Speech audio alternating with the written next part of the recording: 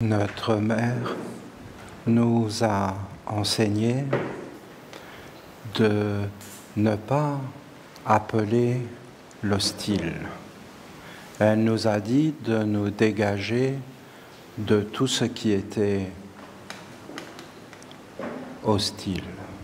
Après, elle nous a parlé de la légèreté, de la douceur. Elle nous a dit qu'il n'y avait pas de place pour la dictature, les forces qui imposent.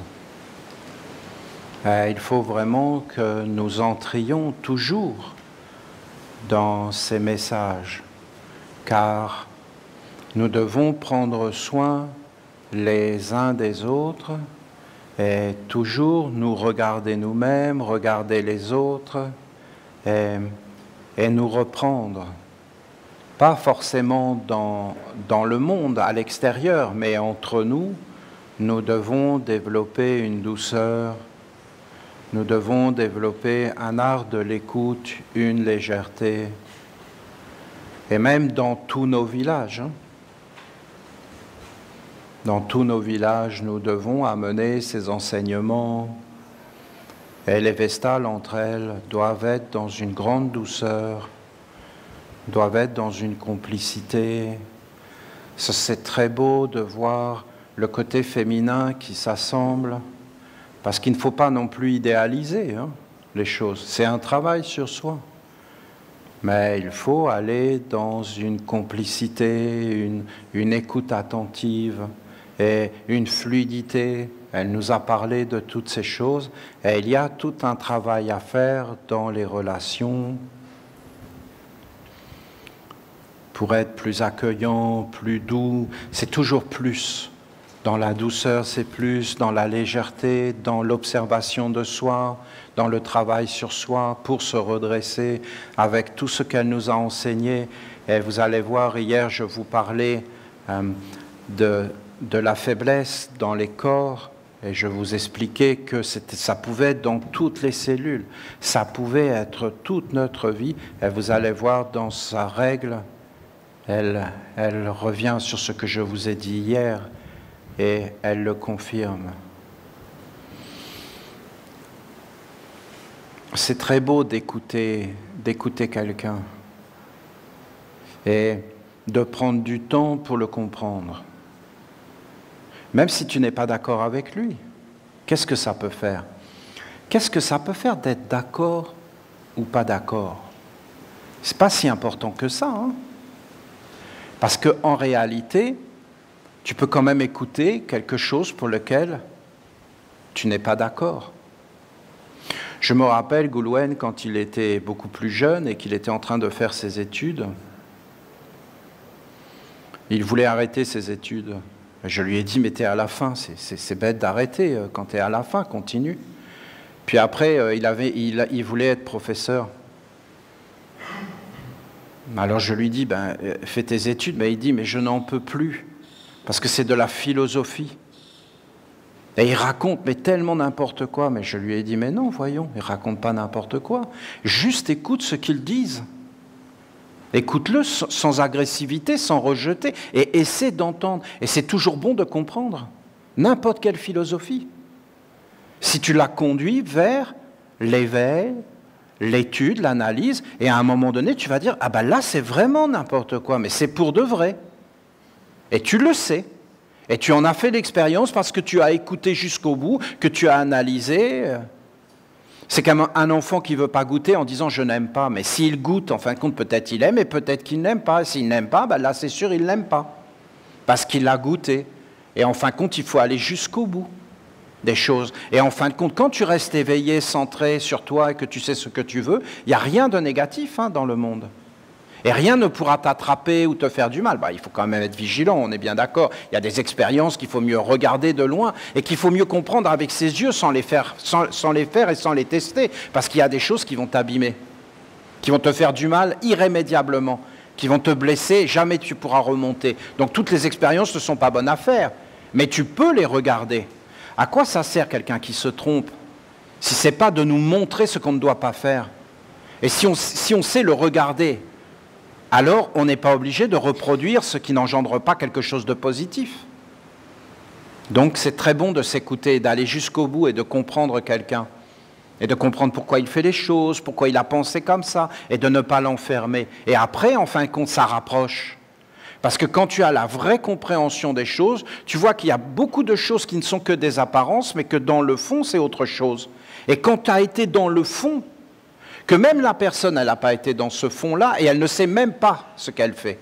Mais toi, tu sais plus qu'elle, à force d'écouter, de regarder, d'être dans le non-jugement. Et vous voyez, quand un homme parle, une femme parle, ben c'est quelque chose. Et on peut gagner quelque chose. Que ça soit positif ou négatif, en réalité. Tu peux gagner, si tu écoutes vraiment et que tu vas jusqu'au bout. Mais après, vous avez des degrés supérieurs. C'est-à-dire que tu vas t'approcher d'un ange. Et l'ange va te parler. Mais là, tu dois être dans une écoute. Tu dois être sans intérêt. Tu dois rien ramener de sombre, d'avidité, de faiblesse. La mère, elle nous donne vraiment un enseignement pour aller vers les mondes supérieurs. Si vous regardez aujourd'hui les hommes, bien souvent, ils vont vers les mondes supérieurs tels qu'ils sont. C'est pour ça que ça ne fonctionne pas. Il faut d'abord être éduqué. Il y a des choses que tu ne peux pas faire en t'approchant des mondes supérieurs. Ça passe parmi les hommes, mais ça ne passera pas avec des intelligences supérieures. Quand la mère, elle va nous donner une règle, la règle qu'elle va nous donner, c'est la mère. Ce n'est pas un homme, ce n'est pas une femme.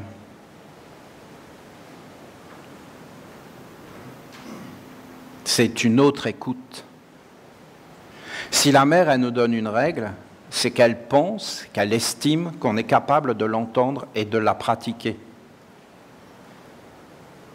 En réalité, on devrait ne pas se poser de questions et on devrait agir. La mère nous dit la douceur, alors il faut l'écouter, mais jusqu'à quand on va l'écouter? La douceur? Ben voyons, je ne sais pas pour vous, mais ça me paraît évident. La douceur ou la violence? La douceur, voyons. Ça me paraît simple. Elle insiste parce qu'elle est malheureuse. Je m'excuse. Elle est malheureuse de voir qu'en réalité, c'est bien souvent la violence. Quand je vois des frères et sœurs qui partent là, dans les pays hostiles,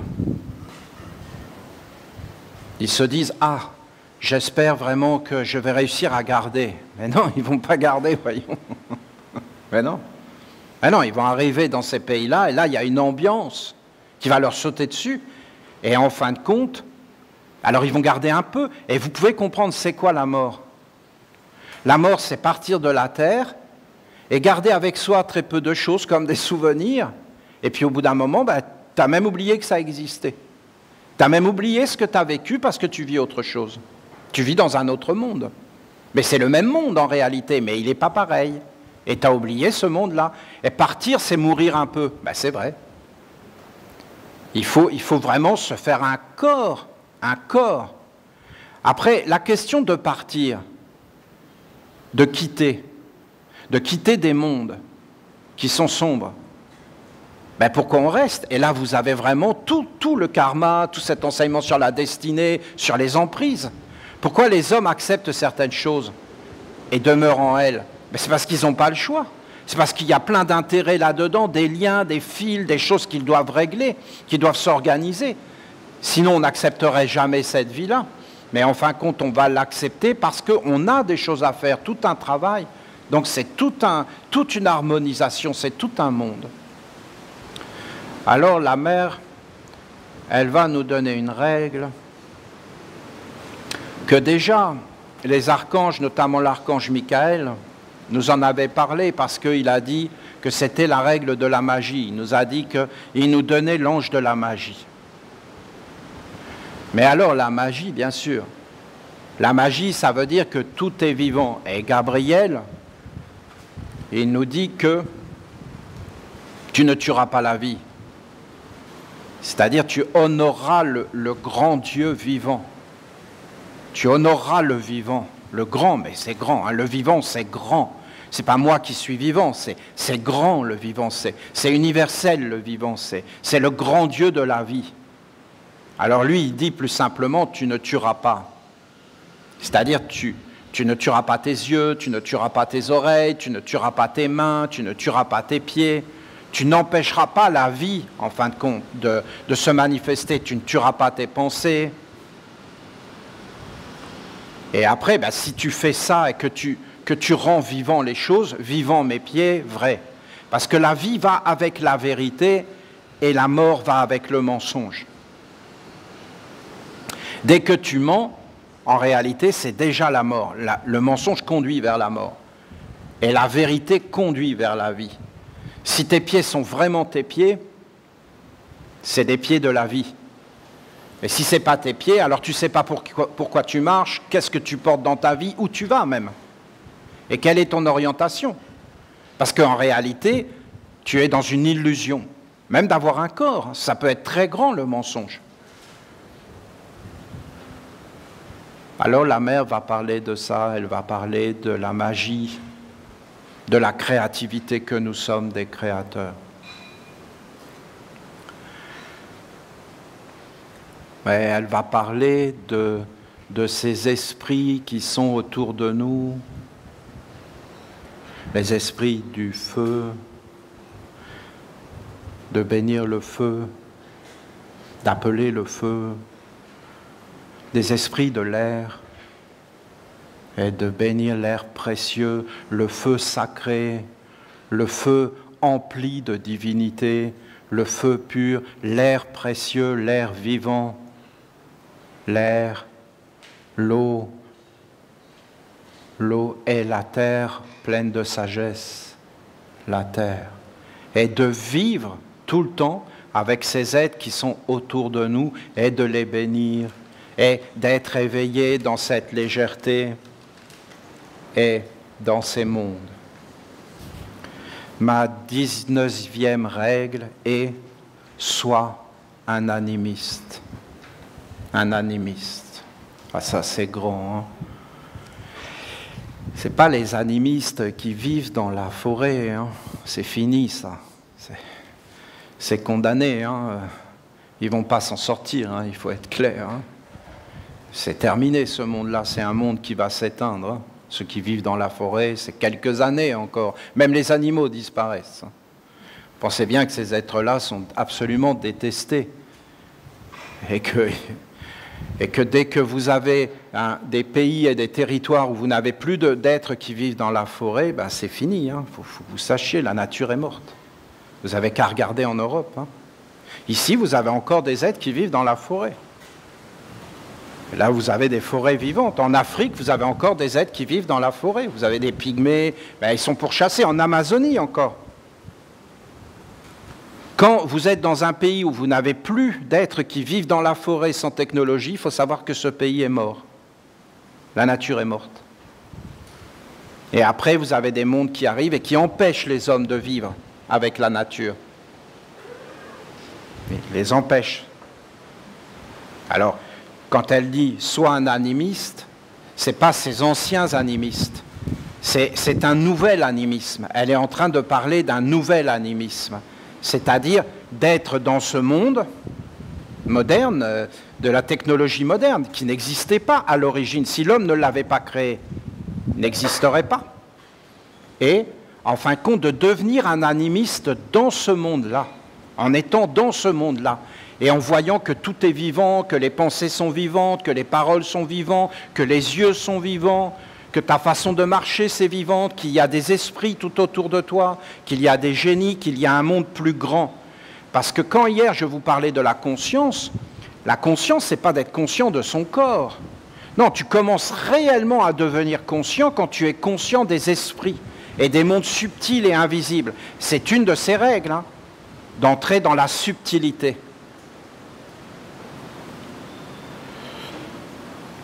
Tout au long de mon enseignement, j'ai voulu t'expliquer, d'une manière générale, que la vérité et l'authenticité sont une clé qui permet de découvrir qui tu es, de te retrouver, d'enlever des masques, de se dégager d'illusions, de stéréotypes, de formatages que tu portes dans ta vie et qui te gouvernent à ton insu.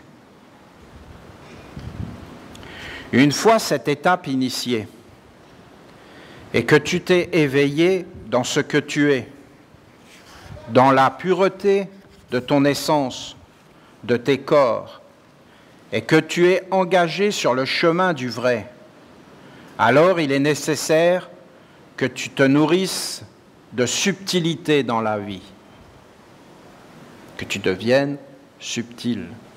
Mais, c'est-à-dire les pensées sont vraies, les sentiments sont vrais, les paroles sont vraies, il y a des esprits du feu, de l'air, de l'eau et de la terre qui entrent dans tes yeux. Mais ça va plus loin, hein. Ça va vraiment plus loin. Vous me permettez une petite parenthèse sur le message, que ça va plus loin? Dans les anciennes écoles initiatiques, ils avaient une façon de penser, je vous parle d'il y a des milliers d'années, hein. Je vous parle d'une humanité de milliers d'années en arrière. Par exemple, vous voyez, je fais ce geste de prendre. D'accord? Je prends quelque chose. Je fais le geste de prendre. Eh bien, il y a des milliers d'années en arrière, où les êtres étaient des animistes. Eh bien, voilà comment ils pensaient. Moi, je fais le geste de prendre. Qu'est-ce que je fais? Voyez? Je saisis. Il faut savoir que le verbe, le langage est magique. Et que derrière tous les mots, en réalité, vous avez des esprits. Il faut comprendre que derrière tous les gestes, vous avez des esprits. Si je peux bouger la main, c'est parce qu'il y a un esprit.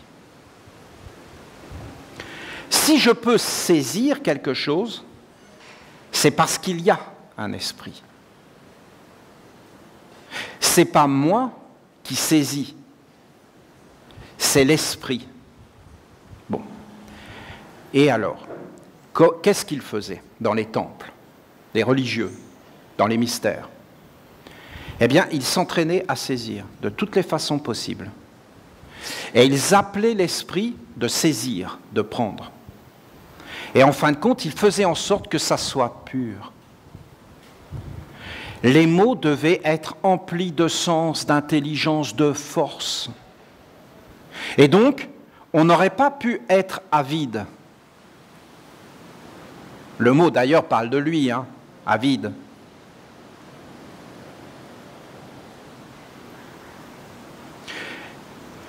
Quand tu vas te coucher, tu es saisi. Et tu peux le sentir. Tu commences à être fatigué. C'est parce que la main est sur toi. Parce que tu as déjà attrapé avant d'attraper. Si tu veux saisir quelque chose, de le vouloir, c'est déjà fait. C'est pour ça que tu es fatigué. Quand tu es fatigué, c'est qu'il y a un être qui veut te saisir. Et quand tu t'endors, il t'a attrapé. Et il t'a emmené dans des mondes, soit supérieurs, soit inférieurs. Attends que je t'attrape. Attends que je t'attrape. Bon, voilà. Je voulais vous expliquer un peu. Tu es en train de nous dire quoi, Olivier? Je suis en train de vous dire qu'à l'intérieur du corps physique, il y a un autre corps, un corps d'eau. Et qu'en réalité, ce corps, il est le vivant. Et que tout ce qu'on a fait dans nos vies, notre éducation, Par exemple, apprendre à marcher, apprendre à parler, apprendre à regarder. En réalité, c'est des esprits qu'on a fait rentrer à l'intérieur de nous. Et qu'il y a des êtres qui ont intérêt à faire une magie sombre, c'est-à-dire qui éteint toutes les lumières, toutes les beautés, même le langage, même l'écriture, même le fait de marcher, de bouger, de parler. Toutes ces choses, en fin de compte, ne sont plus animistes. Elles sont rendues mortes. Et moi-même, qui ai été élevé dans une famille de l'éducation nationale, parce qu'il faut que vous compreniez que moi j'habitais dans un logement de fonction de l'éducation nationale et que j'étais entouré de fonctionnaires qui travaillaient dans l'école républicaine. Donc je sais de quoi je parle. Je les entendais parler. Vous comprenez? Toute ma jeunesse, je les ai entendus parler. D'accord? Je sais très bien comment ils pensent. Hein. J'ai vécu toute ma vie dans des écoles. Je vous ai raconté à 10 heures, je n'avais pas besoin de montre. Hein. Quand c'était la récréation. Je ne vais pas vous le faire là. Mais c'était un hurlement. Quand les enfants sortaient de la classe, c'est un hurlement. Je le sais, c'était tous les jours que je l'ai vécu. Pendant des années, je l'entendais.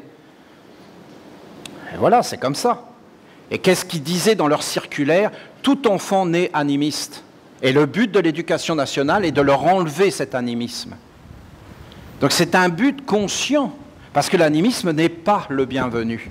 C'est naturel pour un enfant de savoir que tout est vivant. Et on doit lui enseigner non seulement que c'est faux, mais que tout est mort. C'est une politique d'éducation. À un moment donné, il faut que vous ouvriez les oreilles. Je veux dire, où est le problème? Après tout, c'est un vote. Et les gens, ils font ce qu'ils veulent, en fin de compte. Mais qui a déterminé ça? Et pourquoi les anciens peuples, les peuples premiers, seraient-ils inférieurs et se seraient-ils trompés? Parce qu'en général, c'est quand même au commencement qu'on est bien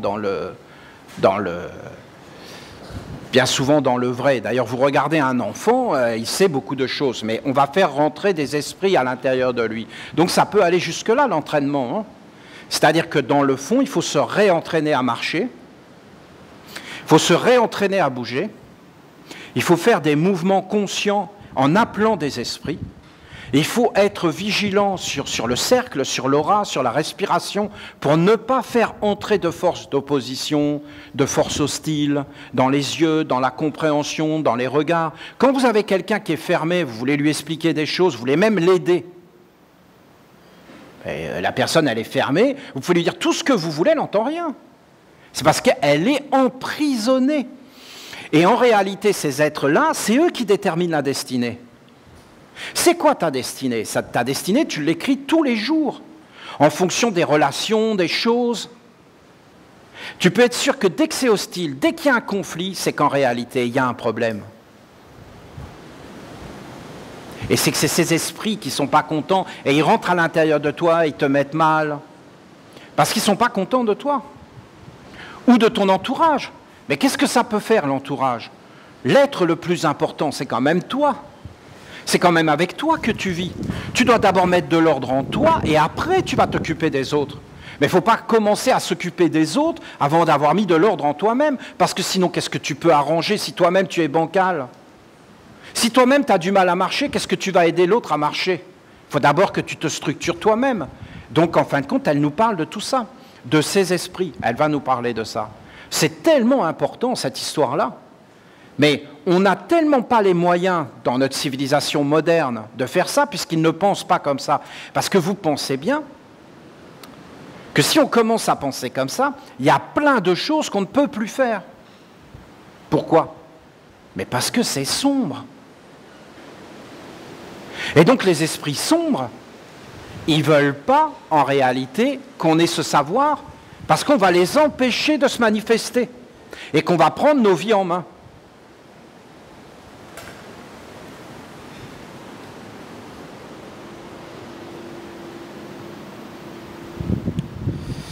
Comprends, je ne te parle pas de monde supérieur. Ben, c'est évident, voyons. Il faut aller vers les mondes supérieurs si tu ne maîtrises pas ces choses-là, un minimum. Hein. Ben non, c'est pas possible d'aller vers eux.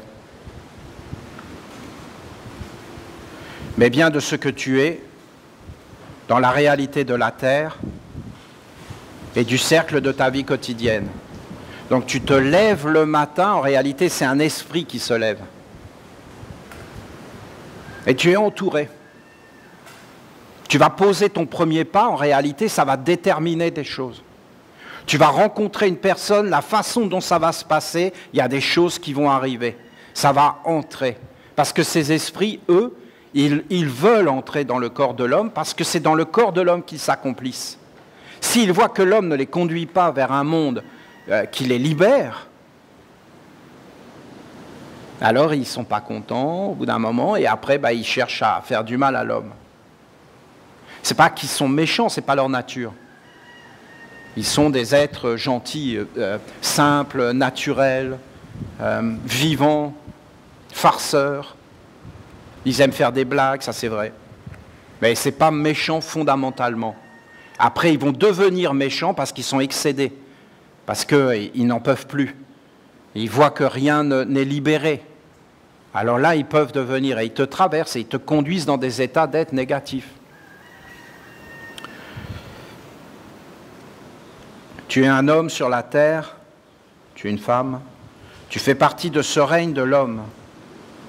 Tu dois vivre en harmonie, en communion, en osmose avec les autres règnes, avec les pierres, avec les plantes, avec les animaux, avec les anges, les archanges et les dieux. Mais les anges, les archanges et les dieux, c'est après. Au début, c'est avec Dieu, la mère. Au début. Avant de t'orienter vers les règnes supérieurs, tu dois être en harmonie avec ton propre règne et avec les règnes les plus proches de toi. Cela doit devenir une évidence, une clarté, une certitude pour toi. Tu ne peux vivre et œuvrer en étant seul, mais tu dois être en union avec tes semblables et les règnes qui te constituent et te portent. Comprends, tu as besoin de recevoir et de porter en toi la chance. La chance. La chance, la malchance. Le bonheur, le malheur. Une bonne heure, une astrologie consciente et vivante. Une malheur, une mauvaise astrologie, des influences, des heures, des échanges, des contacts, le cosmos, les règnes, des échanges justes apportent la chance, des échanges mauvais apportent la malchance. Les mauvaises influences qui entrent dans la destinée et s'installent, et à partir de ce moment-là, ça va être tout le temps mauvais. Et à chaque fois que tu vas essayer, ça ne va pas être possible. Il n'y aura pas de communication, pas de contact, et tout va être fermé. Et ça va amener le conflit, la confusion, ou alors ça va amener la clarté, la pureté. Et en fin de compte, si tu es en harmonie et en dialogue, tu as la chance. Qu'est-ce que c'est la chance ? C'est une énergie, c'est une force, c'est une bénédiction. C'est quelque chose qui fait que tu es protégé. Et la malchance, c'est fait que même si tu as la meilleure intention possible, en vérité, ça va toujours aller dans le mauvais côté parce qu'il y a des esprits qui sont là et qui vont s'y opposer à tous les niveaux. Dans le mot chance, tu mets des concepts, mais ce n'est pas forcément de cela dont je te parle. La chance signifie que les éléments qui constituent les règnes de la nature vivante, les êtres invisibles qui peuplent ces éléments et que tu ne perçois pas forcément, soient avec toi et qu'ils te soutiennent, te protègent. C'est facile, hein, tu vas les voir. C'est pour ça que j'ai fait des gestes. Hein. Parce que ce sont des gestes qui, dans notre nation, nous relient avec ces esprits.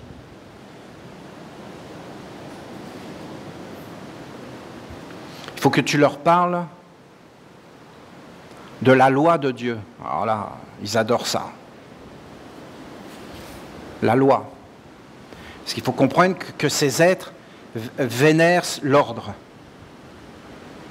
la stabilité, l'harmonie, le grand chemin de la lumière.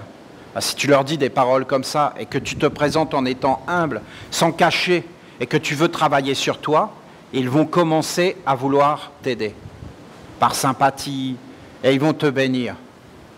Mais si tu es arrogant, orgueilleux, soif de pouvoir, avide, que tu portes en toi des choses et que tu ne le reconnais pas, que tu es têtu. Non.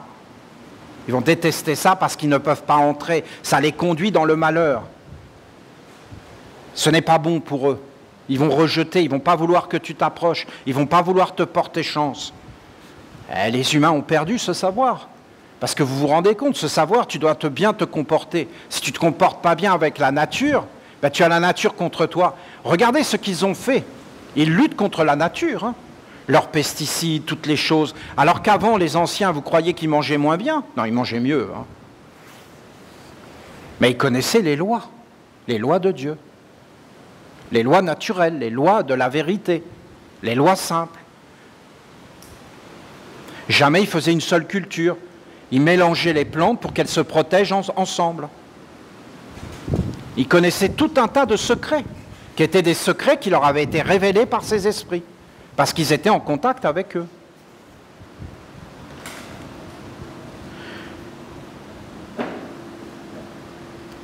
Comprends que si ces mondes subtils qui vivent et agissent dans les éléments te soutiennent, alors tu deviens chanceux. Qu'est-ce que cette chance? C'est un fluide, un magnétisme, un charme, une influence magique qui fait que tu demeures stable, calme, en éveil, lucide, fort, inspiré en toutes les situations. En toute chose, tu reçois l'intelligence qui sait et la force qui agit. Il y a une énergie autour de toi qui fait que ce qui est négatif ne peut pas t'atteindre. Et que tu acceptes les événements en les comprenant, en étant capable de faire ressortir la sagesse cachée. C'est-à-dire que même si tu as un événement négatif qui arrive à toi, ça ne te déstabilise pas. Tu le prends. Des fois, ce n'est pas agréable, hein. Ça va te traverser, ça va te conduire dans des conflits, des peurs. Mais en réalité, au bout d'un moment, tu restes stable et au bout d'un moment, tu fais apparaître une sagesse. Donc, tu es toujours de plus en plus fort et à un moment, plus rien peut t'atteindre. Parce que tu as un corps qui transforme tout ce qui arrive en sagesse, en lumière, en force. Donc, plus rien ne peut te déstabiliser à la fin. Et donc, les esprits sont contents parce que pour eux, c'est des offrandes. C'est-à-dire que si tu transformes un événement en sagesse, c'est comme si tu deviens un poirier, un prunier, une ananas, et qu'en fin de compte, eux, ils peuvent se nourrir de toi. Et en fin de compte, donc, ils vont t'apporter de la protection. Parce que pour eux, tu es précieux. Parce que c'est un échange. Ces êtres adorent la sagesse, ils adorent la stabilité, ils adorent la lumière de la dévotion, du respect. Parce que, si tu essayez de comprendre ce qui est dit là, c'est que si tu es dans le respect, regarde l'ambiance que ça fait. Si tu es dans un faux respect, c'est que tu es sournois, c'est que tu es calculateur. C'est qu'en réalité, tu veux voler quelque chose à quelqu'un et tu lui fais croire que tu le respectes, mais tu ne le respectes pas.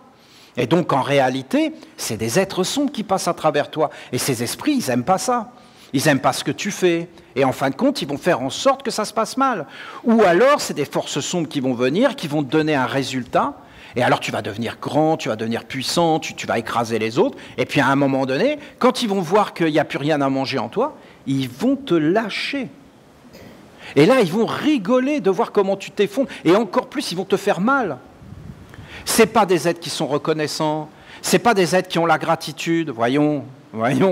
Les esprits négatifs ne sont pas reconnaissants, n'ont pas de gratitude. Ce sont des lâches. Ils n'obéissent que par des lois, un peu comme des fonctionnaires qui sont armés et qui se permettent des choses, alors qu'ils ne se permettraient pas des choses s'ils n'avaient pas ces armes et ces uniformes qui te déshonorent.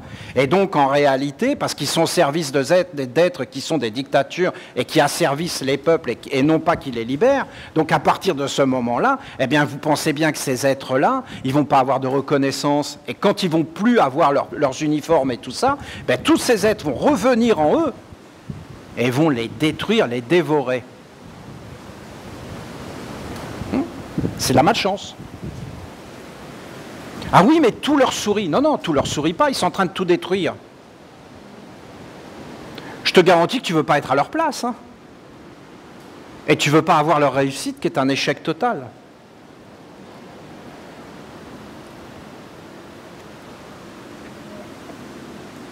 Si tu vis en dehors de ces éléments, de ces esprits vivants, alors c'est un autre magnétisme qui va t'imprégner, respirer en toi et autour de toi. Tu vas être touché, déstabilisé, rendu faible par l'événement. Rendu faible, donc tu vas te renforcer dans le côté sombre. Ah, ça rigole pas. Hein. Ce qu'elle dit, c'est très précis. Tu vas réagir à ce qui est négatif, en perdant ton calme, ta lucidité.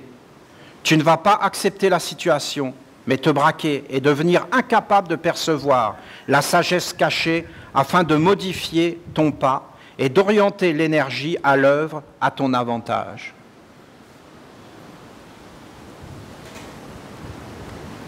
Sacrée sagesse. Comprends-tu l'enseignement de la chance? La chance, ça se cultive. La chance, c'est un état d'être. La chance, c'est un art de vivre. La chance, c'est d'être animiste. Comprends-tu pourquoi, il y a des années, tu as reçu le trèfle à 4 feuilles que tu as transmis à la Sainte Assemblée de la Nation essénienne? Eh oui, c'est ça, oui. Eh oui, parce qu'il y a des années, j'ai reçu 7 trèfles à 4 feuilles dans un livre du maître Donov que quelqu'un m'a envoyé, un vieux livre du maître Peter Donov, sa Bible. Et c'était un de ses disciples et qui m'a envoyé la Bible qu'il avait conservée, que le maître lui avait donnée. Et à l'intérieur, il y avait 7 trèfles à 4 feuilles du maître qui appartenait au maître Peter Donov. Donc ça a été la première chose qui m'est arrivée. Je n'avais rien demandé. Hein. Et ensuite, il y a un Essénien qui est rentré dans la ronde des archanges et qui a porté l'ange de la chance.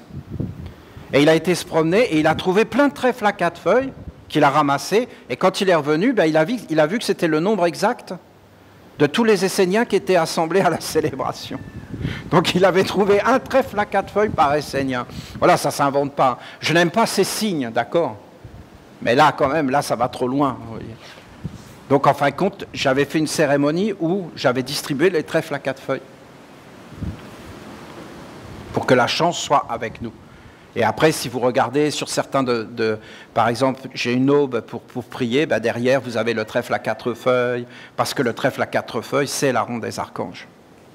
Et c'est la chance. C'est d'être dans ce cercle de l'étude, de la dévotion, des rites sacrés qui nourrissent les mondes et de participer à une œuvre plus grande que la mort. Comprends-tu pourquoi, il y a des années, tu as reçu le trèfle à 4 feuilles que tu as transmis à la Sainte Assemblée de la Nation essénienne? La tradition essénienne est une chance et vise à transmettre la chance. La chance est un enseignement, une discipline et une façon d'être dans la sagesse. La chance te demande d'être en harmonie avec ton règne et aussi avec les règnes inférieurs puis supérieurs. D'être en harmonie avec ton règne, en harmonie. Ouais, mais Olivier, tu nous dis des choses. Moi, je vous promets, je vous certifie que moi, je n'ai pas de problème avec le monde des hommes. Pas du tout. Et pourquoi des fois je vous en parle d'une façon virulente? C'est parce que je veux vous dégager. Une fois que parce que si vous croyez dans ces mondes-là, vous êtes mal partis. Hein. Il faut savoir qu'il y a plein de monde qui les détestent. Hein. Si vous êtes dégagé, vous prendrez votre place et il n'y aura pas de conflit.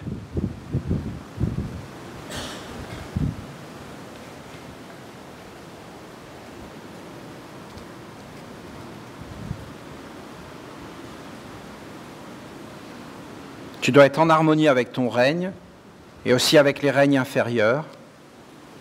Ils ne sont pas inférieurs, hein, c'est moi qui parle comme ça. Hein. Je ne sais pas comment le dire. La mère ne dit pas règne inférieur. Hein. Elle dit avec les règnes visibles autour de toi, visibles et invisibles. Puis supérieurs. C'est une vie plus collective, c'est un partage. C'est un art de vivre avec subtilité, en étant conscient qu'il y a des forces, des intelligences, des esprits vivant tout autour et aussi dedans, et qu'il faut être en harmonie, respectueux, juste, conscient, éveillé, sage.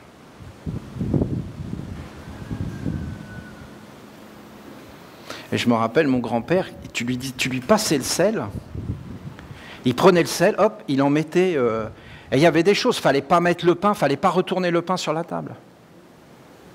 Alors on dit que c'est de la superstition. Mais en réalité, non, c'était un art de vivre avec délicatesse, et ça vient de quelque chose d'ancien. Alors il ne faut pas croire dans des choses comme ça, d'une façon négative, naïve. Il faut aller vers la beauté, de comprendre c'est quoi le sel, c'est quoi la nourriture, et de mettre du sens, de la valeur, parce que si je suis inconscient, ce n'est pas des esprits qui vont passer à travers moi. Mais si je deviens conscient que j'amène la beauté, la délicatesse, un charme, dans tout ce que je fais, eh bien en réalité, c'est des esprits qui vont monter de plus en plus haut en moi. Ils vont m'aimer, parce que je vais les libérer. Je vais devenir de plus en plus capable de libérer des situations, d'amener la lumière en tout. Et donc, les êtres vont trouver une fluidité, une légèreté, un monde vers le haut. Vous comprenez que c'est des esprits qui vivent à travers nous et qui, en fin de compte, ne vont pas rester bloqués, enfermés dans des mondes, mais qui vont être libérés. À partir de ce moment-là, c'est la chance.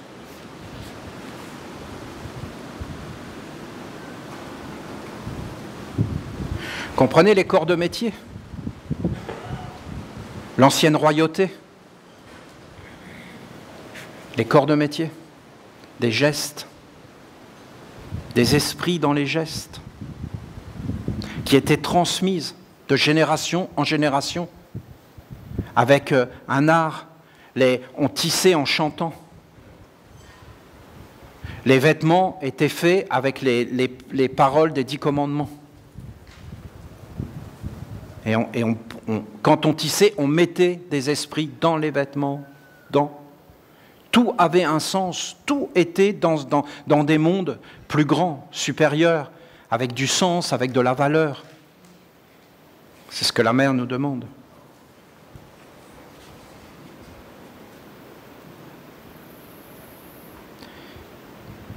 Il y a des forces, et il faut être dans des alliances, dans des soutiens mutuels, et dans un respect des lois de Dieu et de l'ordre naturel. Alors là, vous voyez, ça paraît être une phrase. Mais en réalité, je vous le dis pour que vous le sachiez, elle est en train de parler de paroles mantriques. Je vous redis si vous voulez. Il y a des forces. Mais bien sûr qu'il y a des forces, voyons. C'est comment je bouge.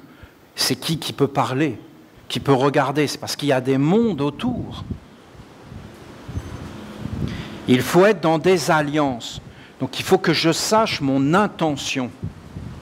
Mon intention. Quelle est mon intention? Je regarde mon intention et je suis automatiquement avec une alliance. Il faut que ça soit clair, il faut que ça soit dit. Pour qui je travaille, qu'est-ce que je fais? Donc je me présente devant les esprits du feu. Je fais le geste. Ils savent que je suis essénien. C'est une alliance. Je me présente au nom d'une alliance essénienne, mais il faut que je sois clair. Parce qu'après, eux, ils y croient. Et si on les trahit, ils vont se dire « Ah, les esséniens, c'est pas bon. » C'est pas des blagues, hein.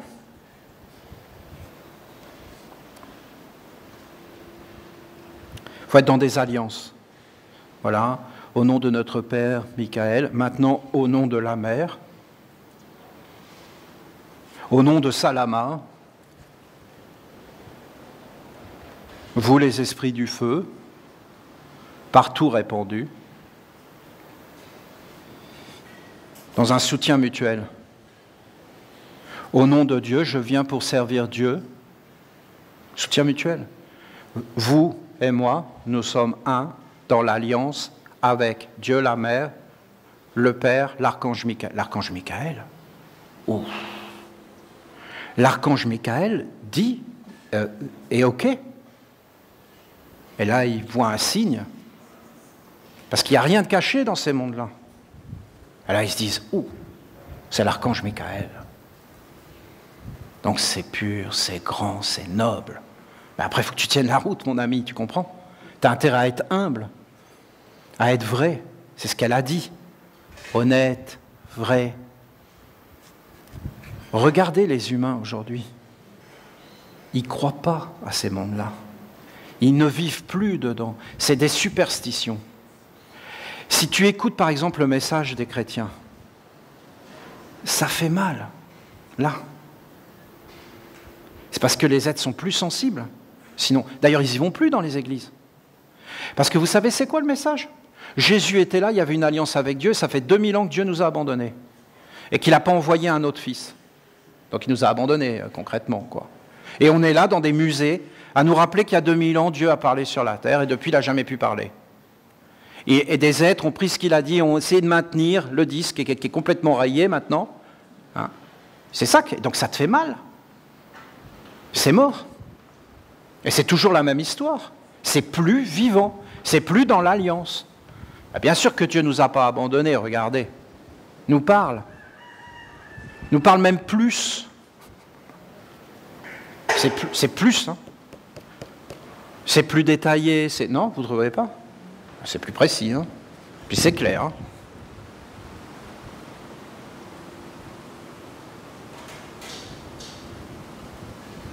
Soutien mutuel. Bien sûr, soutien mutuel, puisque c'est les esprits du feu qui rentrent à l'intérieur de toi. Quand tu es en colère, quand tu es irrité, quand tu n'es pas content, ton avis, c'est des esprits. Hein. C'est pas naturel. C'est qu'il y a des lois qui ne sont pas bonnes. Ils sont mauvais, ces esprits? Pas forcément. Ils veulent te dire quelque chose qu'ils ne sont pas contents. Et que tu dois te redresser. Et vivre autrement. Ah, si tu as été trop loin, c'est super dur à rattraper. Hein. Parce que il y a des êtres qui sont rentrés à l'intérieur, va les chasser après. Eux, ils veulent continuer à manger, hein, avoir le pouvoir et à dominer. Hein.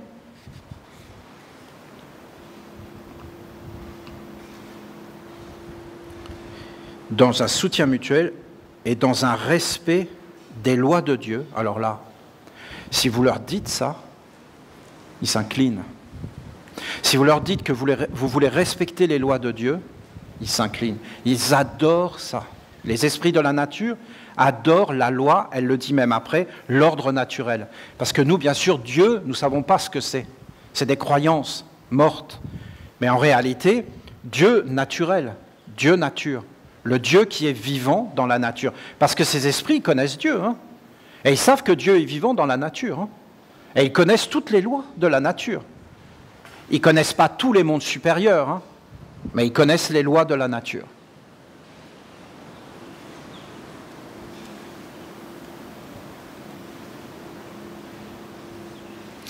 Mais ils n'y croient pas. Ils sont marrants, ces esprits.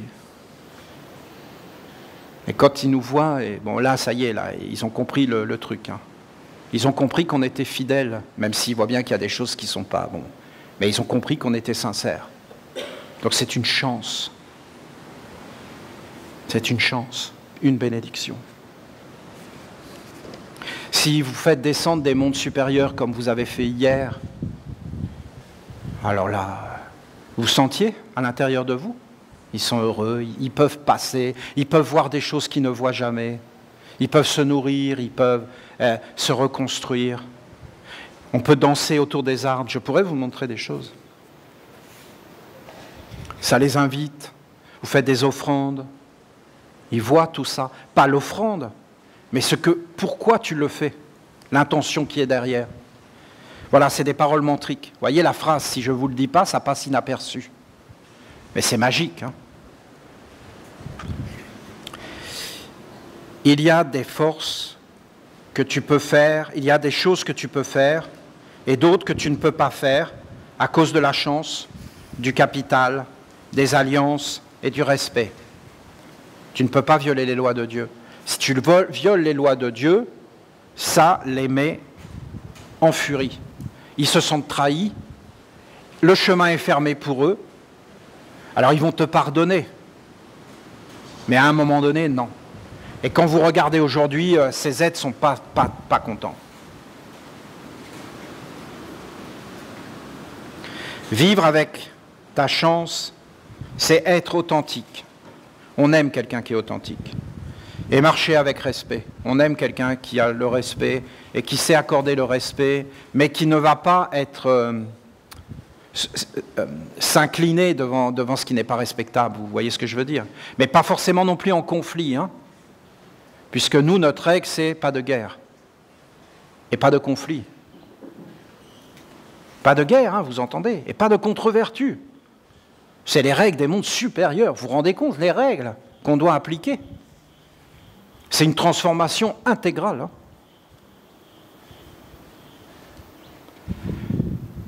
Alors tu vas voir ces esprits, tu leur dis, voilà, je suis sincère. L'archange Michael a dit plus de guerre. L'archange Raphaël, oui, l'archange Raphaël a dit plus de contre-vertu. Ils disent, bah oui, et c'est évident. Oui, mais moi je suis faible. Tu vois, tu es honnête. La mère m'a dit que j'avais des faiblesses. Je te demande de m'aider, soutien mutuel. Aidez-moi à me transformer. Guérissez-moi. Entourez-moi. Au nom des lois de Dieu. Elle a vraiment indiqué la méthode. Hein. Au nom de l'ordre. Je veux être droit, s'il vous plaît, aidez-moi. Et là, vous allez voir, ils vont s'approcher de vous. Si vous arrivez à faire approcher les ondines de vous, vous êtes très fort. Hein. Qu'est-ce qu'elles sont timides? Et en fin de compte, ces êtres vont vous... Moi, j'ai réussi à les toucher, les ondines. Hein, mais alors, c'est... Il faut être là. Elles veulent se cacher. Regardez les poissons. Ils veulent bien que tu les regardes, mais à travers l'eau. Il faut toujours qu'il y ait quelque chose entre toi et eux. Et puis, ils arrivent et ils mettent toutes leurs écailles avec le soleil pour pas que tu saches où ils sont vraiment. Et ils veulent toujours se cacher, passer inaperçus, être discrets. Les ondines sont très discrètes, Les ondines sont marrantes. Les esprits du feu, il ne faut pas rigoler avec eux. Sinon, tu as un retour de flamme. Et là, tu es mal. Hein. Les sylphes, elles vivent dans les hauteurs des arbres. Les gnomes, ils s'activent dans les racines et ils font monter toute la sève. Vous avez les 4 éléments et ils vont vers le feu. Toujours, vous pouvez les voir partout à l'heure. Ils agissent. Si tu mets de l'eau à une plante, tu arroses une plante, tu énerves les gnomes. Tu les énerves. Et c'est ça qui fait pousser la plante. Les plantes poussent par l'énervement des gnomes. Et pourquoi ils n'aiment pas l'eau? Parce que l'eau les déconcentre. Et que les gnomes sont tout le temps concentrés. Ils ne veulent jamais se déconcentrer. Parce que s'ils se déconcentrent, ils se transforment en crapauds. Ou alors, ils se transforment en limaces. Et ils se retrouvent dans le corps d'une limace, d'un ver. C'est pour ça que plus vous arrosez une plante, et plus vous allez voir des limaces, des vers. Parce que les gnomes se transforment en crapauds. Voilà, vous avez ma vision. Ben oui, mais c'est scientifique ce que je suis en train de vous dire. Ben à votre avis, comment ça pousse toutes les plantes? C'est ce que je vous raconte là. C'est ça qui fait pousser les plantes. Voyons. Et ça dégage une énergie. Toi-même, tu arrêtes de te concentrer, tu te transformes en crapaud. Ben non. Voyons, tu t'es jamais transformé en crapaud.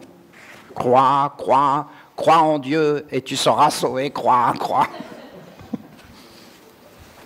Il a trop été arrosé, il a perdu sa concentration, il est devenu fou, et il s'est transformé en crapaud. Maintenant, il faut qu'il attende qu'il y ait une princesse qui l'embrasse pour qu'il soit délivré. Mais le problème, c'est comme il a fait vœu de chasteté, c'est foutu. Voilà, vous avez mes explications. Vous avez mes explications scientifiques.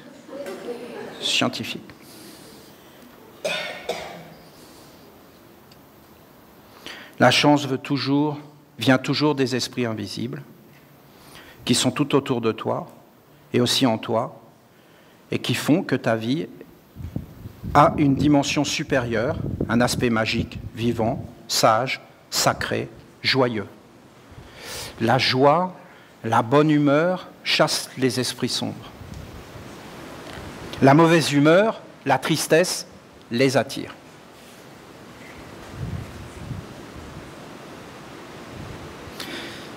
Ces esprits donnent du sens, de l'intelligence, de la conscience, de l'âme, de la force, de la beauté à tout ce que tu fais. S'ils ne sont plus là, tout perd sa valeur, son charme, sa magie.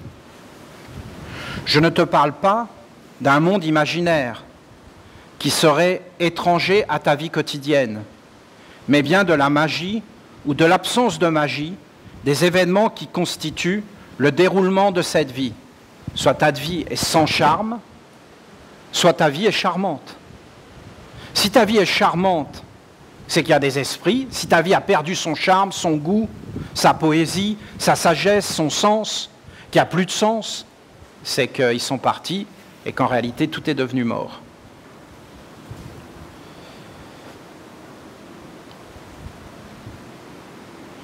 Si tu veux développer cette qualité de vie et réenchanter les petits riens de ta vie ordinaire, alors il est fondamental que tu cherches à être authentique et réel dans tous les actes de ta vie. Ne laisse pas le superficiel, le faux, le superflu, le trouble participer à ta vie.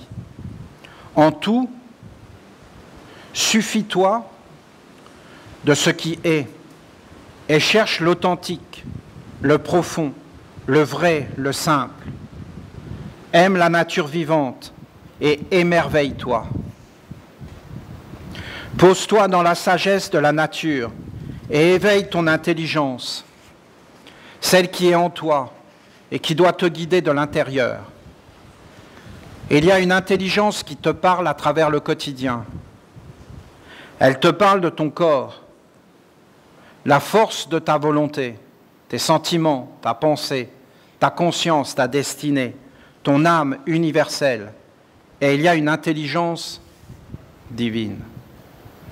Voilà, c'est rare. Hein. Voilà. Elle te parle dans ton corps. Non, c'est super rare que les hommes parlent avec l'intelligence qui est dans leur corps. Non. Les hommes ont été chassés de leur corps par leur éducation abstraite. Et ils sont dans des mondes totalement fantastiques et illusoires. Et ils croient dans des choses qui sont totalement en dehors de la réalité. Mon histoire de crapaud est plus réelle que la science du monde des hommes. Et vous n'avez qu'à méditer. Et vous allez en comprendre des choses à travers cette façon d'expliquer la vie. Laisse-toi inspirer. Alors, le corps, non, elle ne parle pas. La force de la volonté, non, les hommes ne sont pas conscients de leur volonté. Ils ne savent pas qui veut à travers eux. Vous vous rendez compte? C'est la vérité, ce que je vous dis. Tes sentiments, on les subit. S'il y a bien une sphère qui nous fait du mal et qui nous détruit, c'est bien les sentiments. Ta pensée, c'est surtout une pensée sentimentale. Ta conscience, la conscience, elle est dans le corps et on n'est pas dans le corps. Ta destinée, la destinée, c'est des vertus et pas des faiblesses. Ton âme universelle, non, on est enfermé dans une illusion de soi et on n'a plus conscience qu'on est un seul être. Mais nous sommes un seul être. Et nous avons perdu cet état de conscience. Et nous vivons les uns dans les autres en permanence. Et avec les animaux. Et si tu fais du mal à un, tu fais du mal à la totalité. Comme si tu fais du mal à un orteil, tu fais du mal à l'être tout entier. Et il y a une intelligence divine, là c'est le bonheur absolu, c'est l'ordre, c'est l'harmonie, c'est la droiture, tout est en ordre, tout est en place, tout est sage. Là, si tu arrives à atteindre cette intelligence supérieure, alors là, tu sais exactement quelle est ta place. Tu acceptes tous les événements parce que tu sais que tout est bon. Et en réalité, tu prends tout et tu conduis tout en sagesse. Et en fin de compte, tu es dans la transformation, dans la digestion. Ben là, il n'y a plus aucun problème. Laisse-toi inspirer dans le réel. Éveille-toi en t'efforçant de devenir meilleur dans ton règne d'homme. Deviens une belle personne. Deviens un être beau. Tous les jours, essaie de devenir meilleur. D'entrer dans le bon, dans le beau, dans le sage, dans le calme, dans l'amour, dans l'harmonie, c'est-à-dire les lois supérieures des anges. Ben c'est normal, c'est une maman. Donc une maman, elle veut que son enfant soit une belle personne, soit quelqu'un de sage, de posé. Il faut bien comprendre que c'est une maman. À la limite, c'est notre maman. Mais même notre maman, il n'y a pas de problème. Elle est cachée, c'est tout. Mais elle était cachée dans notre maman. À la limite, il n'y a qu'une seule maman. Et on ne peut pas se plaindre, puisque nous-mêmes, nous n'arrivons pas forcément toujours à être dans notre rayon. Alors pourquoi on exigerait d'une autre ou d'un autre ce que nous-mêmes, nous ne faisons pas? Ce n'est pas logique. Sois stable dans ton corps et souple dans ton esprit. La souplesse permet d'accueillir l'inconnu, et donc de découvrir et d'apprendre le nouveau. Sache que tu es prêt à t'éveiller vers des mondes plus subtils, plus vivants, plus magiques. Mais ce qui t'enferme et ne te permet pas de goûter cette chance, ce sont tes propres croyances et surtout les faiblesses qui se tiennent à la porte des corps, qui permettent les échanges et les alliances avec les autres mondes, les autres règnes et intelligences. Si les mondes de la faiblesse s'emparent des portes, cela matérialise la vie et donc éteint les mondes subtils et empêche la chance d'entrer et de toucher, d'éveiller. Alors tu n'as plus la capacité de devenir animiste et donc de vivre la magie, la féerie, l'enchantement. Tu es conduit dans un monde obscur et tu deviens tout simplement un réalisateur de projets,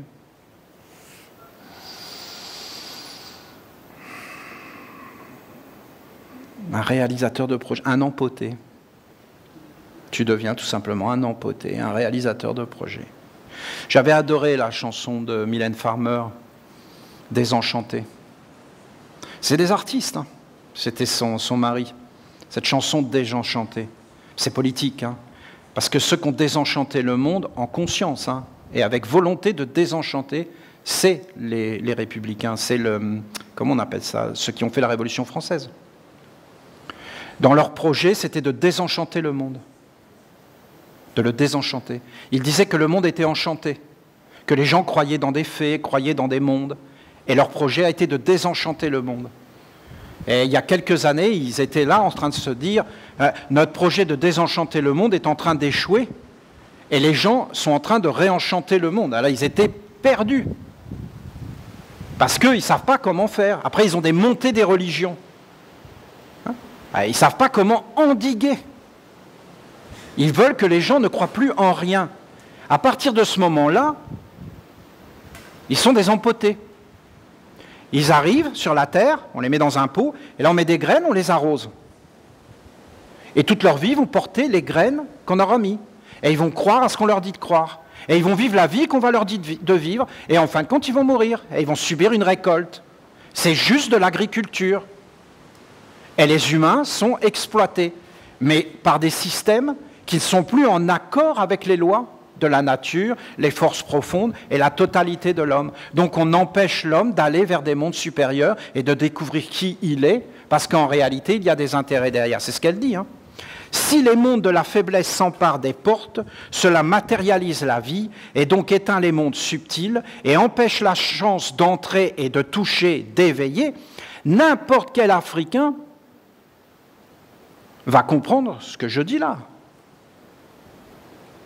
En Afrique, ils savent tout ça. Parce qu'ils savent que quand un enfant arrive, s'il a de la chance, et même ils essaient de lui voler, bien sûr, ils savent tout ça. Moi, quand j'ai été parler en Afrique avec des gens de l'Afrique, des Africains, je peux vous dire que tout ça, pour eux, c'est banal. Simplement, ils sont devenus mauvais. Et en fin de compte, ils volent la chance à des enfants. Après, ils voient une femme qui ne va jamais trouver de mari. Eh bien, ils savent en réalité que c'est une magie qui a été faite sur elle et qu'on lui a volé une chance qu'elle avait à sa naissance. Et ils regardent les chances et ils les volent. C'est d'ailleurs le problème quand tu vas en Afrique. Quand moi j'arrive, ils se disent ce type-là, il a de la chance. Ils mettent tout un tas de bricoles pour me piquer le truc. C'est vraiment les Occidentaux qui sont devenus complètement abrutis. Il faut que vous entendiez ça, hein, et qui ne comprennent plus rien, et qui balancent leurs enfants là-dedans, parce que là-bas c'est industriel, parce que les Occidentaux, ils font tout à l'industrie. C'est des voleurs de chance industriels. En Afrique, c'est artisanal. Ils font ça de façon artisanale. Les Occidentaux, eux, c'est hop, ils volent. Ils volent la chance. Vous entendez? Vous entendez tout ça? Est-ce que je dois parler de tout ça? Je ne sais pas. Je ne sais pas si je dois vous prévenir. Ça sert à quoi, quelque part? Peut-être la vie, elle est là, hein, et qu'on laisse tomber l'Occident, et qu'ils ont qu'à se débrouiller entre eux. Et qu'en fin de compte, on va vers la mer, en petit nombre. C'est contagieux, leur histoire. Hein. C'est dangereux. Ces mondes sont vraiment dangereux. C'est des voleurs, hein, pour de vrai. Ils ne respectent rien. Ils sont mal éduqués, mais écoutez, on ne va pas en parler. Hein. C'est effarant de voir tout ça. Vous vous rendez compte de ce qu'a dit? Si les mondes de la faiblesse s'emparent des portes, cela matérialise la vie et donc éteint les mondes subtils et empêche la chance d'entrer et de toucher et d'éveiller. Alors je sais que vous ne comprenez pas forcément, mais moi je vous dis, je vous parle de moi, je ne peux pas faire plus. Je vous dis, écoutez-moi ce que je vous dis, je le répète encore une fois. Je vous dis que quand la mère, elle m'a donné mes faiblesses, parce que j'ai des faiblesses, d'accord? J'ai des forces et des faiblesses à mes portes. Au début, je n'ai pas compris les faiblesses. Vous savez pourquoi je ne les ai pas comprises? Parce que je le vois avec vous comme avec moi, parce que nous sommes les mêmes. En réalité, on ne veut pas voir ça. On ne veut pas entrer dans la profondeur et voir vraiment qui on est. On veut rester masqué dans des illusions et on a peur d'affronter la réalité. Mais en réalité, la vérité nous libère et le mensonge nous asservit. C'était les paroles de Jésus. Mais il n'y a personne sur la terre plus que vous qui peuvent comprendre les paroles de Jésus, parce que vous êtes dedans. Alors que les autres, ils sont à des milliards de kilomètres. Je vous dis que quand la mère m'a transmis les faiblesses, au début, je n'ai pas compris ce qu'elle voulait dire. Donc je me suis mis à méditer sur sa terre, j'y suis retourné. Et là, je méditais. Et puis d'un seul coup, je vois toutes mes cellules dans une des faiblesses. Non, mais c'est affolant de voir ça. Je l'avais vu? Non. Pourquoi? C'est caché. Tout est fait pour qu'on ne rentre jamais à l'intérieur de soi, qu'on ne regarde pas qu'est-ce qui anime sa vie. Je peux vous garantir que j'ai pris plein de décisions dans ma vie, c'est cette faiblesse qui a pris les décisions. Mais Olivier, tu t'es avec des mondes supérieurs. Les mondes supérieurs ont vu que j'avais des centres d'ouverts et d'allumés, mais pas jusque dans mon corps. Après, c'est ma destinée. Je peux très bien travailler pour les mondes supérieurs, mais pas suffisamment travailler sur moi et être toujours enchaîné. Je vous ai donné l'exemple de Joseph, qui est le père de Jésus. Et je vous dis qu'il ne s'est pas libéré. Vous vous rendez compte de ce que je vous ai dit? Vous vous rendez compte de cet enseignement? Mais cet enseignement n'a aucune valeur parce qu'Olivier l'aurait dit. Ça ne m'intéresse pas, moi, de m'écouter parler. Moi, ce qui m'intéresse, c'est ce qui est universel. Alors méditez sur ce qui a été dit, et vous allez comprendre. Moi, je ne veux pas abuser. Hein. Moi, je suis parti. Vous comprenez, elle parle de magie. Bon, écoutez, je vais... Mais non, mais ça devient chaud, cette histoire-là. Regardez. Donc, je vois la faiblesse dans mes cellules. C'est ma faiblesse. Tant que je ne l'ai pas fait, je vais revenir et revenir toujours avec la même. Et elle était, bon, voilà, elle était dans ma famille. Mais je la vois maintenant. Je vois comment ils ont fait. Je les vois avec des regards. Je vois des paroles qu'ils ont dites, qui sont rentrées et qui sans arrêt nourrissaient ces mondes et me construisaient un corps dans la force. Ah non, non. Et après, je remonte, j'ai le fil, je lâche plus. Je me concentre. Et toute l'eau qui vient, d'accord? Je ne me transforme pas en crapaud. Vous comprenez l'enseignement que je vous donne? Je reste concentré. Truc de fou. Je ne me laisse pas distraire par les pensées, les imaginations, les rêves. Je ne me transforme pas en crapaud. Je reste concentré, je tire. Je remonte 700 ans en arrière. Je vois un groupe d'hommes, ils sont nombreux? Non. Une dizaine. 12, 13, 14. Ils décident une chose pour le monde, avec force et détermination. Ils sont prêts à mourir. Ils veulent le pouvoir. Et ils font rentrer cette faiblesse en moi et en des milliards d'individus à ce moment-là, sur des siècles et des siècles. Le gouvernement, mes parents, moi, dans la faiblesse, que je transmets, inconsciemment. Voilà ce que dit la mère. Vous entendez? Si les mondes de la faiblesse s'emparent des portes, cela matérialise la vie et donc éteint les mondes subtils. Et il n'y a plus d'enchantement, il n'y a plus de poésie, il n'y a plus de grandeur. Je deviens enfermé en prison dans un corps avec une vie morte où il n'y a plus rien de vivant. C'est dingue. Et donc, je me mets tous les esprits à dos, j'engendre que des conflits et que des guerres. Et empêche la chance d'entrer, de toucher, d'éveiller. Alors tu n'as plus la capacité de devenir animiste et donc de vivre la magie, la féerie, l'enchantement. Tu es conduit dans un monde obscur et tu deviens tout simplement un réalisateur de projets qui ne sont pas les tiens et qui peuvent même être contraires à ta destinée et à ton être véritable. Olivier, qu'est-ce que tu veux faire plus tard? Oh, vous me gonflez, mais vous me gonflez. Vous me gonflez, mais comme c'est pas possible, alors je vais vous dire, je vais être garde forestier. D'accord? Garde forestier. Ça va pas, tu vas pas être garde. Je veux être garde forestier. C'est-à-dire être dans la forêt sans personne et sans vos tronches. Je vais être dans la forêt. Alors mettez-moi n'importe quel métier où je vois personne, je vais être garde forestier, voilà. Non, tu seras électronicien. Parce qu'on en a besoin. Et on n'a pas besoin de garde forestier. Par contre, on a besoin d'électronicien. Tu ne vas pas faire des études pour être garde forestier, je serai garde forestier. D'accord? J'ai pris le métier qui vous casse le plus les brocolis. Les brocolis, traduisez, hein, c'est du langage d'Olivier.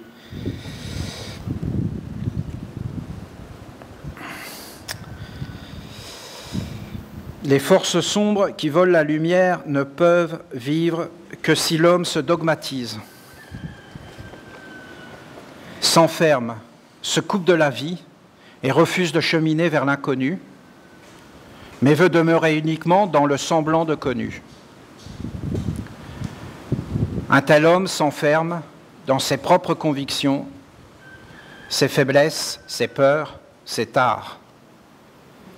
Viens vers moi et pose-toi sur moi, afin de t'ouvrir à la magie que tu es et de te libérer de ce poids, de ce monde obscur. Sache que si tu constates une négativité en toi, ce n'est pas une fatalité. Tu as le pouvoir de transformer ce qui est sombre en argent et en or. L'argent nettoie et l'or illumine dans la sagesse indestructible. Si tu as de l'or en toi, alors là, c'est grandiose, grandiose. Tous les jours, hein, il y a de l'or qui vient, la lumière, le soleil, l'harmonie, la paix, le bonheur. L'argent, c'est ce qui va tout te nettoyer. On dit, il est né avec une cuillère en argent. Eh ouais, parce que l'argent, en fin de compte, va tout te nettoyer, ça va porter chance. Et d'ailleurs, ils buvaient de l'eau avec de l'argent dedans. Les gens savaient tout ça. Après, si tu as du plomb, eh ben, tu es plombé. C'est fini.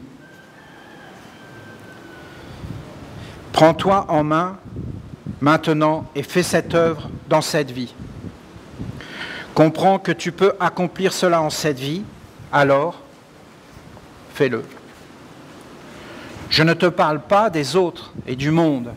Je te parle de toi et de ce que tu dois accomplir. Tu es initié et donc tu sais. Tu es en alliance avec moi. Tu as reçu mon signe et ma présence. Et ce que tu sais, c'est que tu peux changer ce qui est écrit en toi afin de transformer ton chemin et donc ton futur. Cela te concerne toi et pas les autres. Ce travail est pour toi et pour toi seul. Et si tu te mets à l'ouvrage, alors une multitude d'êtres vont venir t'aider, car tu portes le signe de mon alliance essénienne sur toi. Elle parle en fin de compte directement à toi, qui a été initié par elle dans sa première initiation, avec le signe dont je ne peux pas parler, la chose qui t'a été donnée dont je ne peux pas parler, parce que c'est enregistré. Et donc, en fin de compte, pour elle, elle te dit que tu peux te transformer entièrement dans cette vie, si tu le veux.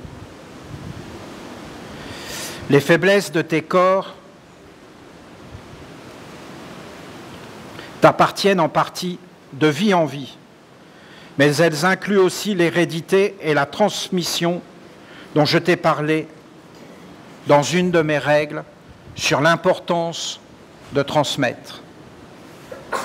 Aujourd'hui, tes faiblesses sont constituées à 50% de transmission héréditaire, familiale et collective, c'est ce que je vous ai expliqué. Comprends que tu as été programmé, ensemencé, suggestionné, imprimé, sans ta volonté, en contradiction avec ton être propre, sans intelligence et consciente, de façon à ce qu'à ton insu, tu perpétues un monde qui n'est pas conforme à ce que tu es. Ainsi, l'esprit du gouvernement et de la famille a été dégradé et cherche à exister à travers toi, non pour servir la sagesse et la féerie de la vie, mais pour éteindre les lumières et te plonger dans la faiblesse. Si tu es faible, tu demanderas de l'aide, et on te la donnera, et tu seras asservi. Voilà. Parce qu'il n'y a que l'amour d'un papa, d'une maman, et en vérité d'un vrai gouvernement plutôt royal. Hein. La royauté est supérieure à tout. Et au mieux, alors là, le sommet, une théocratie. Mais pas une théocratie des religions du monde de l'homme, hein, qui veulent le pouvoir et la domination. Une théocratie, c'est quelqu'un qui t'aime comme ton papa et ta maman. Et qui prend soin de tous les êtres, comme Dieu. Sache que maintenant que tu le vois, tu acquiers le choix et donc la possibilité de le transformer et de reprendre les rênes des forces magiques qui veulent te conduire vers la véritable destinée. Si tu te mets à mon école et que je redeviens pour toi celle que je suis, alors je te dis que ce monde sombre doit s'arrêter avec toi et avec chaque Essénien et Essénienne qui le veut réellement. C'est-à-dire que tu dois quitter cette terre en n'ayant aucune faiblesse et aucune force sombre. Si tu viens réellement vers moi à travers mon initiation, je te montrerai. Fais-la et refais-la jusqu'à ouvrir en toi la claire vision consciente. Si tu vois, alors tu sais. Si tu sais, alors tu as le choix et tu peux agir. Si tu agis, tu défais ce qui a été fait. Tu deviens fort de la sagesse qui apparaît. Tu libères les mondes et attires sur toi la chance qui réenchante le monde. Sois conscient et éveille la conscience dans la nation essénienne. Je te parle de conscience magique et subtile. Que le sombre finisse avec toi et qu'il n'ait pas les moyens d'être transmis dans le futur. Tu as demandé le savoir, tu as appelé la lumière et tu t'es mis en marche vers elle Alors maintenant, la lumière est là.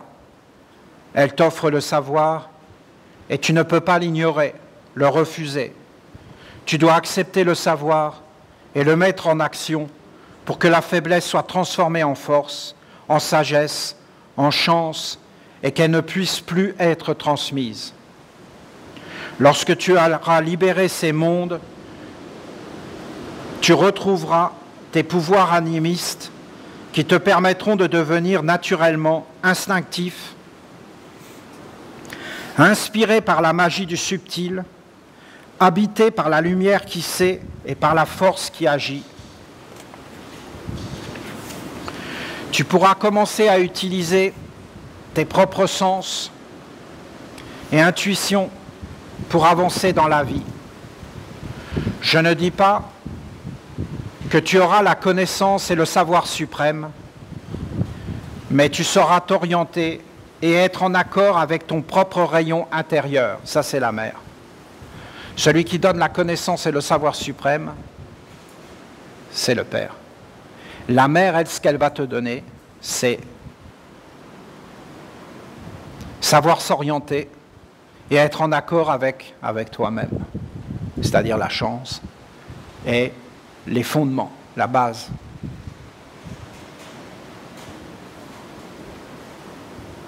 Tu seras en mesure de ressentir les événements avant même qu'ils aient pris corps sur la terre, et tu pourras ainsi agir, corriger et transformer.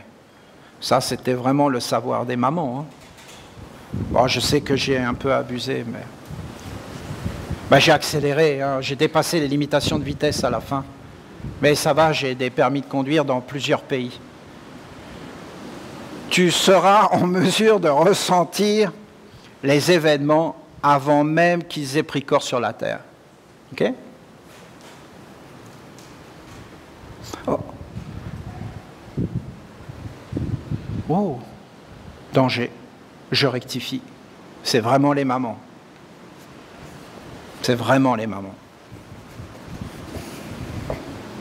Et tu pourras ainsi agir, corriger et transformer. C'est l'art de gouverner. C'est l'art de gouverner. Ressentir les événements dans le réel, parce que tu es réel, et que tu es posé sur des bases solides, et que c'est facile de prévoir l'avenir à travers des yeux, des regards, et de voir qu'est-ce qui va arriver, et d'y remédier avant que ça arrive, ou alors tu veux que ça arrive pour détruire les êtres. Oh mon Dieu que c'est laid. Ça existe, hein? Ça existe. Quel bonheur. Quel bonheur. Quel beau travail, hein? Soyez bénis de toute cette sagesse. Soyez dans la chance, hein? Que la chance soit avec vous, que tout cela vous porte chance, que votre vie soit emplie de chance. La chance partout, la chance. Que la chance nous guide, que la vie soit bonheur, que tout soit harmonie, que nous soyons éveillés pour augmenter la chance, que nous puissions réussir tout ce que nous entreprenions et tout ce que nous entreprenons, que cela soit en accord avec ce qui est beau, avec ce qui est noble, ce qui est juste, ce qui est éternellement vrai, qui fait du bien et qui libère. Une merveilleuse journée pour chacun de vous. La chance, c'est la chance maintenant.